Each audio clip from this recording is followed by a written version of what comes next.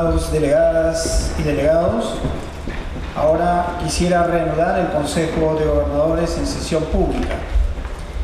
Distinguidos delegados, señoras y señores, tengo el honor de comunicar el nombramiento del doctor Alvaro Lario por el Consejo de Gobernadores como presidente del FIDA por un mandato de 4 años y medio, con efecto desde el 1 de octubre del 2022 hasta el 31 de marzo del 2027. El doctor Alvaro Lario, permítame darle mi más sincera enhorabuena y felicitación por su nombramiento. Entiendo que ahora se dirigirá al Consejo y me complace darle la palabra. Adelante, por favor.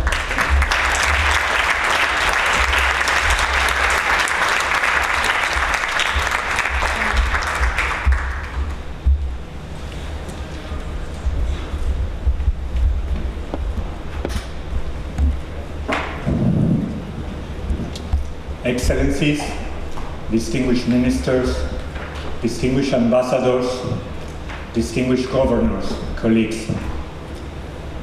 I want to express my deepest gratitude to you all. On behalf of all the candidates, let me start by thanking all IFAD staff for their work throughout this process. It has been a very professional and transparent process. I would also like to congratulate the other 3 candidates for a well-run campaign in a very short time and for having done it with integrity and also in a very collegiate manner.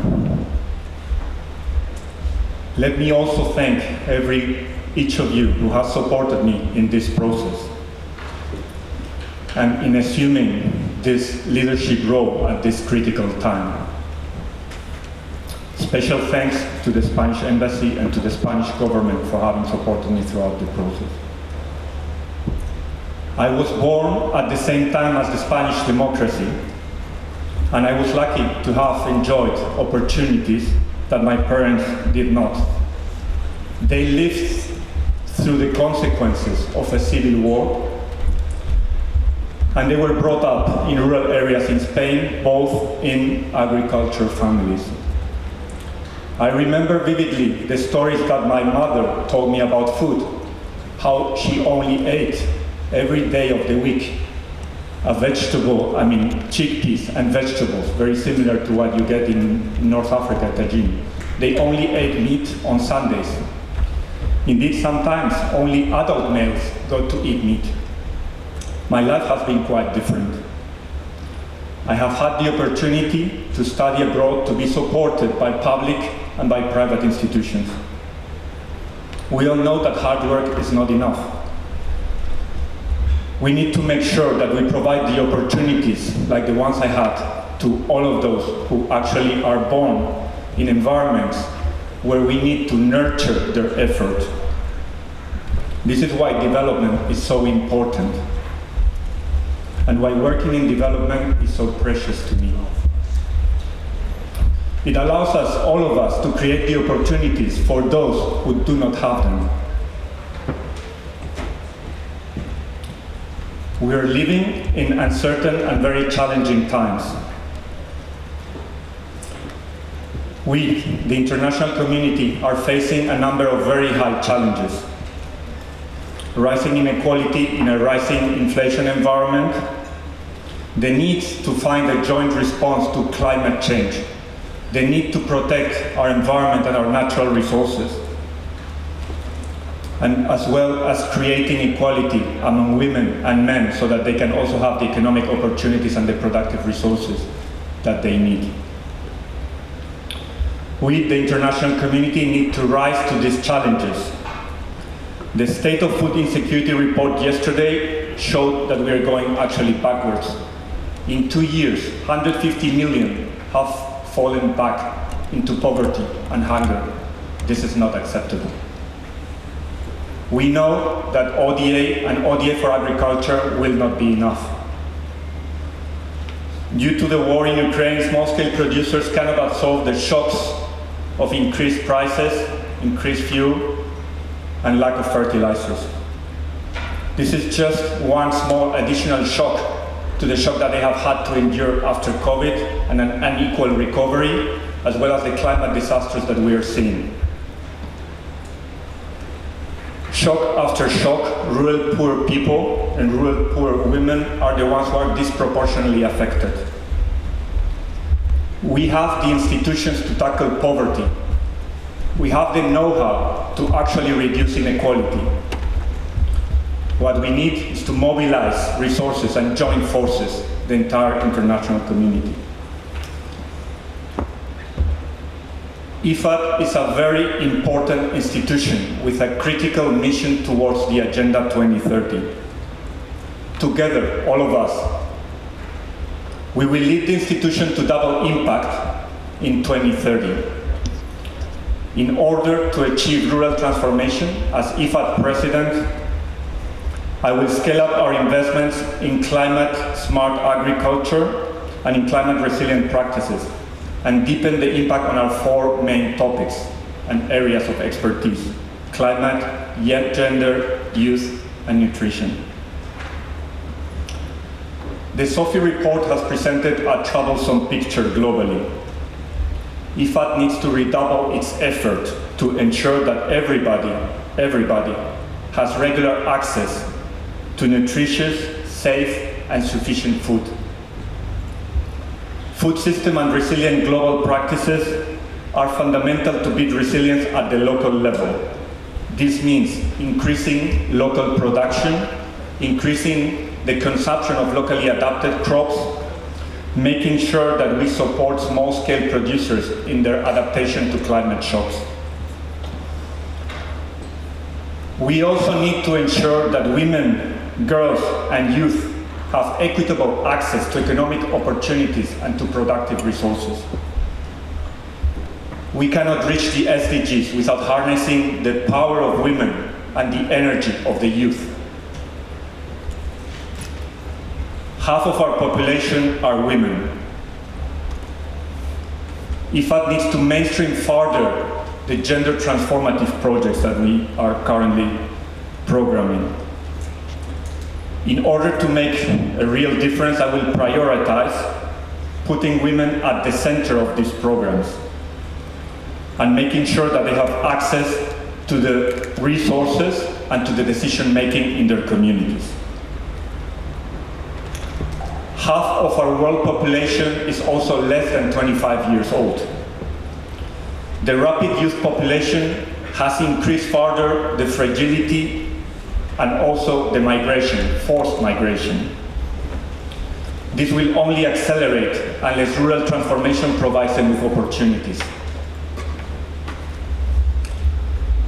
Partner with the private sector will be fundamental in providing these opportunities. After 45 years of work lending to the public sector, IFAD is ready to scale up. The teams are ready to scale up. We currently have the expertise, and we will need to make some strategic choices. I will do so as president in full consultation with the executive board.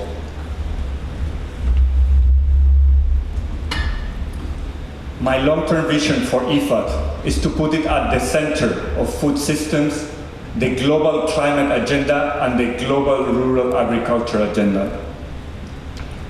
My vision for IFAD is for the institution to become an assembler of development finance for SDG 1 and SDG 2. You have heard me say it before, but I will say it one more time. IFAD is a DFI, a development financial institution, and the D comes before the F, just like in the dictionary. Development comes before finance.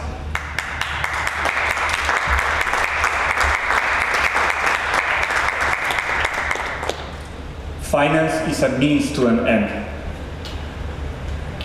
As IFAD president, I will ensure that IFAD connects to the global huge savings of impact investors and pension funds that want to support rural transformation and alleviating poverty and supporting poor rural farmers in adapting to climate change. To achieve rural transformation, I am also determined to make sure that IFAD partners with the private sector, with climate-like-minded institutions, with national governments, and with other multilateral organizations, whether it's multilateral development banks or the rest of the UN system, as well as, obviously, Rome-based agencies. Each of these institutions has its own unique expertise, but combined together, we can multiply our impact, especially on the ground. IFAD's goal is to alleviate poverty through farming and non-farming operations in the rural areas. I do also believe that IFAD needs to partner very closely with national governments. Indeed, IFAD's competitive advantage is its relationship with farmers' organizations, with community rural decision bodies, with civil society organizations, as with national governments. We have a track record of almost 45 years doing so, and this is our biggest asset. Before I finish, I would like to say some words to IFAD staff. I want to tell you that I have seen your passion and your commitment over these years. I feel thrilled to lead IFAD as your next president and to work with all of you. I want to build an organization based on trust. Trust is the key word. One of my key priorities will be to provide you with support and predictability in this moment of change. The planning and the sequencing in the implementation of the reforms will be fundamental in doing so. Let me finalize by saying that I'm more than convinced that the only way to overcome the current challenges is to do it together, all of us, to join forces. Any solution that covers only a subset of countries will not be sustainable. We need to make sure that we join forces globally. And this also applies to the executive board. As president, I will do everything in my power to build a consensus way forward. My last words are to President Houngbo. It has been an honor to be part of your leadership team. I thank you personally and publicly for your generosity. IFAD is now in a sustainable and robust direction, even more than when you became president. The IFAD communities, the rural poor communities, and we all will remember your leadership. I am looking forward to partnering with ILO in so many fronts. Now it is time to start a new book in IFAD's history. I am delighted to have the opportunity to lead this new chapter of this institution. It is also the time to scale up our effort in building resilience for those who cannot absorb the current shocks, and in preparing the institution for a very important replenishment, IFAD 13, which starts in 6 months. I am looking forward to working with you all. Thank you very much.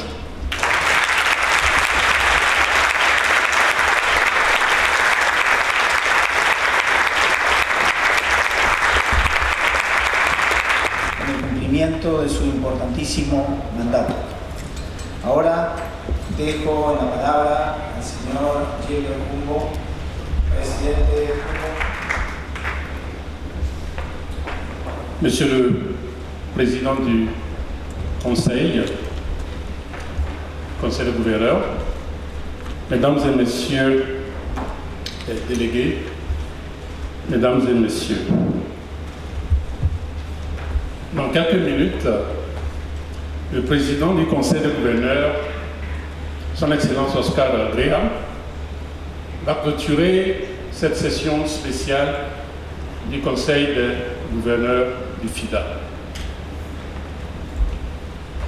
Permettez-moi tout d'abord d'adresser quelques mots à Alvaro.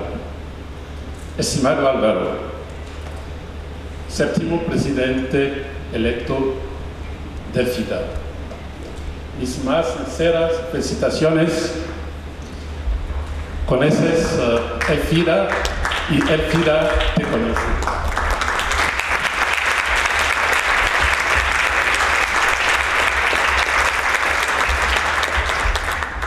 Tu compromiso con el mandato del FIDA, tu conocimiento y experiencia y tu visión por un mundo justo y un mundo justo en donde nada quede atrás a jugar de Durante.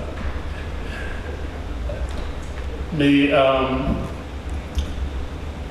all of that I changed made me think that IFAD is going to be in very good hands. So my sincere congratulations, Alvaro. Je me réjouis de travailler avec vous dans les semaines à venir pour que le passage à témoin se fasse en très bon ordre.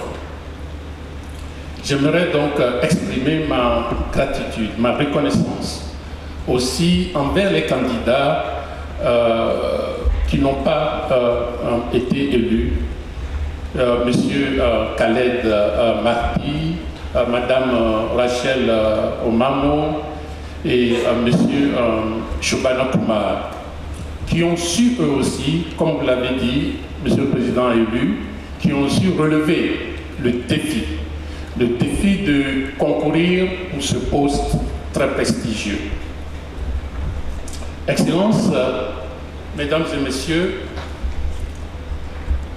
en acceptant ce poste il y a 5 ans, j'ai partagé avec vous ma profonde conviction que le temps était venu pour le FIDA d'accroître son impact pour la réduction de la pauvreté et tout particulièrement la pauvreté des jeunes, des femmes et de la jeune fille en milieu rural. Dans un contexte de concurrence accrue pour accéder à l'aide publique au développement et au vu de l'énorme déficit de financement de l'agriculture et de la transformation du monde rural, le FIDA devait se développer. Le FIDA devrait innover. Le FIDA devrait chercher à utiliser au mieux les fonds octroyés et investis afin de maximiser son impact sur le terrain.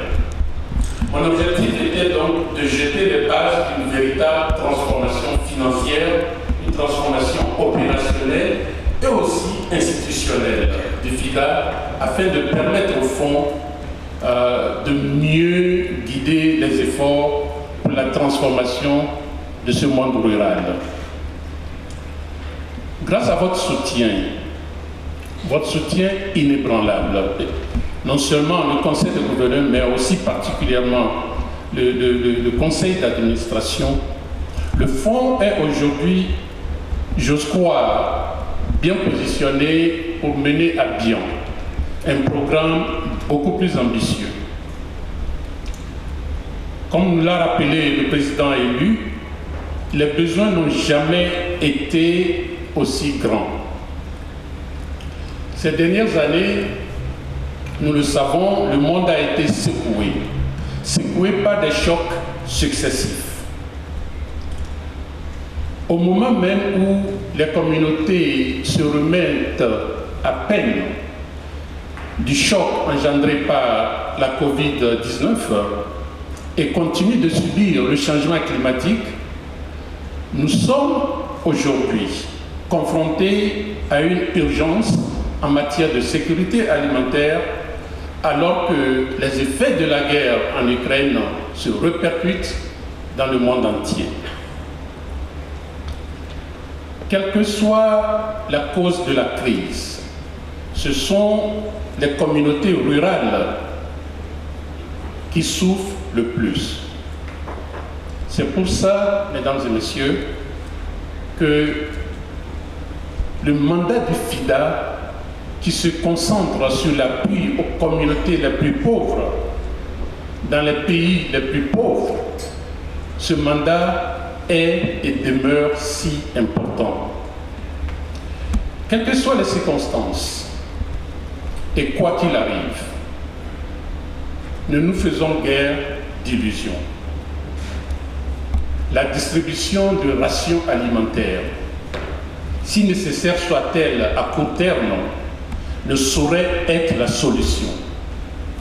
Du moins, si on veut que cette solution soit pérenne.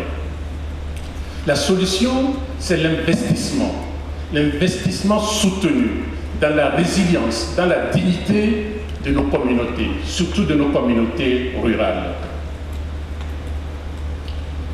Ladies and gentlemen, as a result of recent reforms, we are closer and closer to the communities we are serving.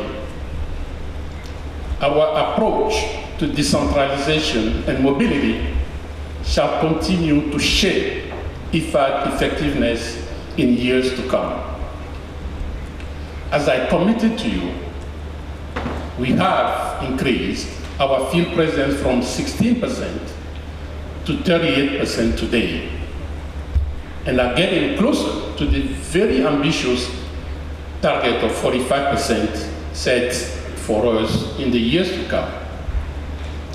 On the financial front, the reform and comprehensive changes to IFAD financial model have allowed us to obtain a very strong credit rating, and this under the championship of the today's president-elect.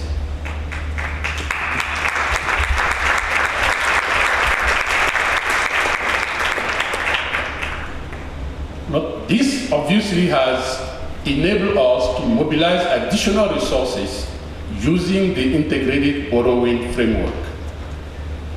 As a result, just last month, IFAD was able to issue its first Sustainable Development Bond in line with the Sustainable Development Finance Framework.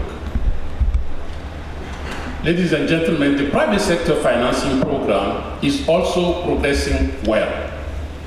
With your continued support, it should reach very soon a cruising speed and continue targeting the micro, small, and medium-sized enterprises and creating job opportunities for youth in rural settings. All these reforms have enabled us to step up our investment to reach more rural people. Just few data. In 2020, we reached 128 million people.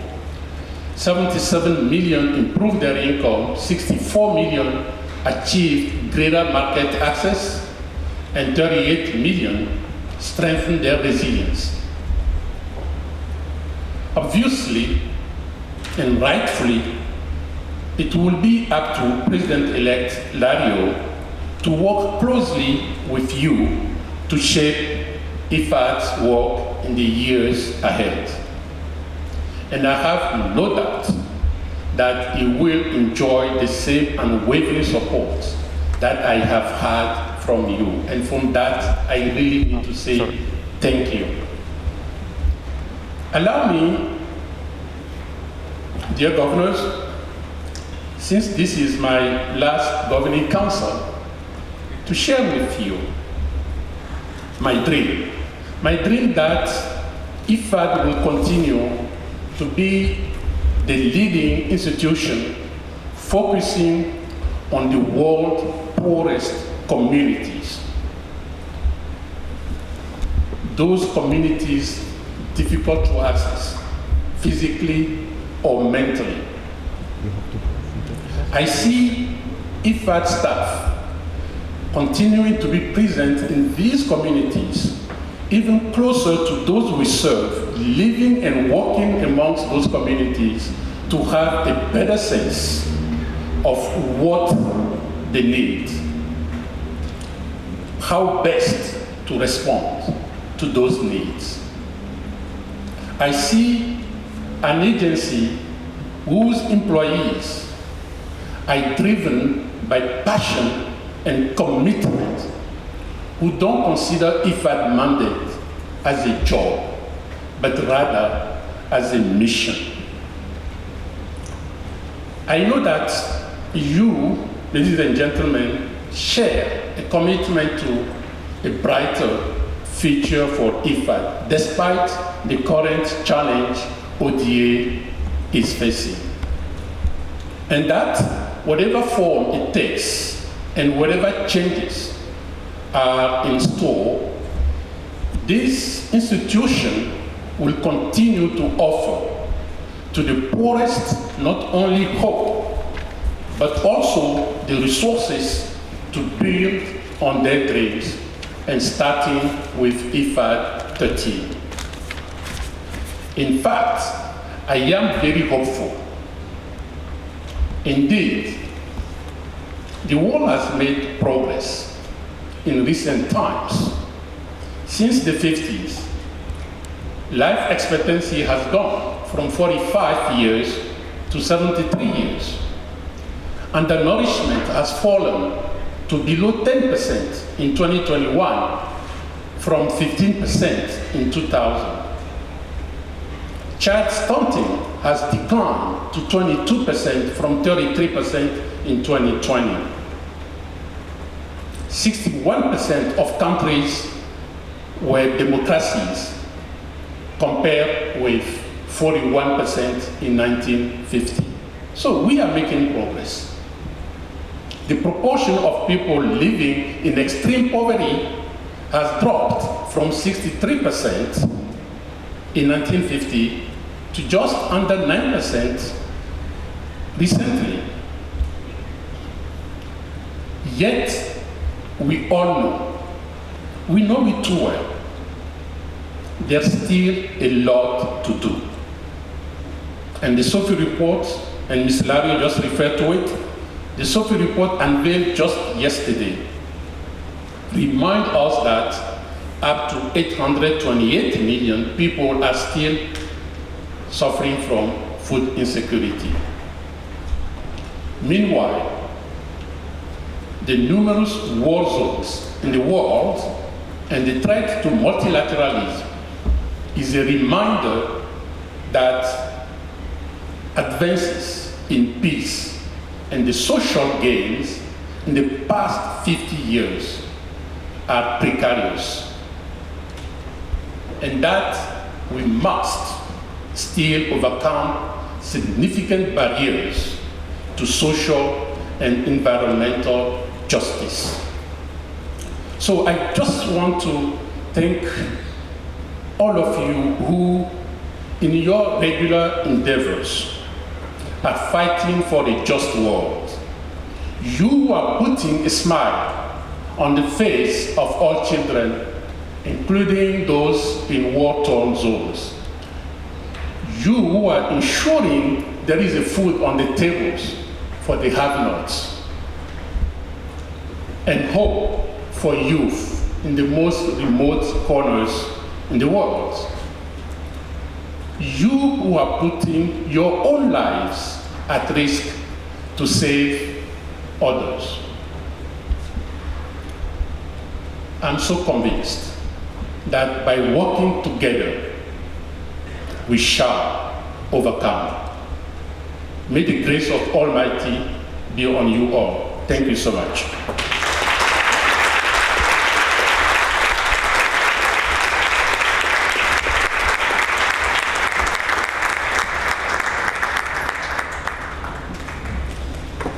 Muchas gracias por sus palabras, presidente Houngbo. Gracias también por los servicios prestados a FIDA, por su compromiso